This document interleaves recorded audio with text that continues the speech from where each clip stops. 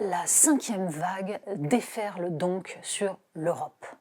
Et il faut trembler. C'est en tout cas ce qu'on nous explique absolument partout. Le ministre allemand de la Santé a eu cette phrase absolument délicieuse. À la fin de l'hiver, les Allemands seront vaccinés, guéris ou morts. C'est sympa comme perspective.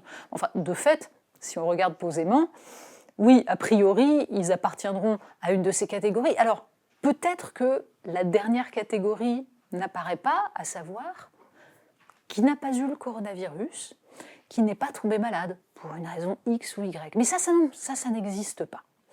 Bref, l'Europe se referme et les émeutes se mettent en place pour protester contre cette fermeture. C'est ce qui se passe aux Pays-Bas, 2 nuits d'émeutes.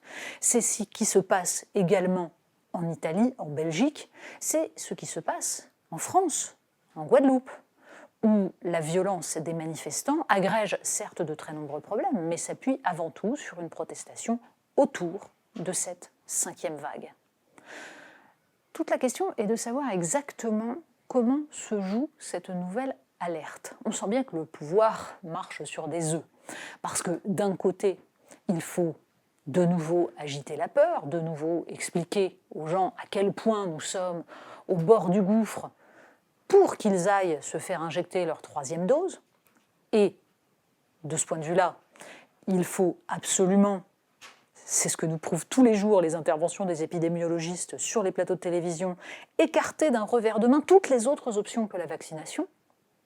Par exemple, on ne posera pas la question de savoir quel est le rôle de l'immunité acquise pour ceux qui ont été contaminés et qui sont guéris. Doivent-ils avoir une 3e dose? Surtout ne pas se poser la question, hop, on vaccine tout le monde. Bref, la mécanique, la même, est de nouveau en place comme depuis 2 ans.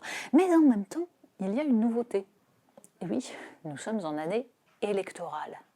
Et là, on sent bien que ça change de 3 petites choses. Il s'agit d'être extrêmement prudent. Pourquoi? Bien parce que la colère s'est éteinte, très clairement. Les Français se sont pour beaucoup repliés. Tout simplement, ils ont appris à cultiver leur jardin. Et ils préfèrent se tenir éloignés du climat d'apocalypse permanent qu'on leur fait vivre depuis 2 ans. Sauf qu'il ne faudrait surtout pas les réveiller. Il ne faudrait surtout pas faire renaître la colère, parce que à 5 mois de l'élection présidentielle, ça pourrait être explosif. Donc, surtout pas de perspective de confinement généralisé. Le gouvernement nous explique à quel point les choix de cet été sur le pass sanitaire ont été merveilleusement efficaces et nous protègent d'une 5e vague, même si en même temps, donc, le porte-parole du gouvernement nous explique que cette vague est absolument époustouflante et effrayante.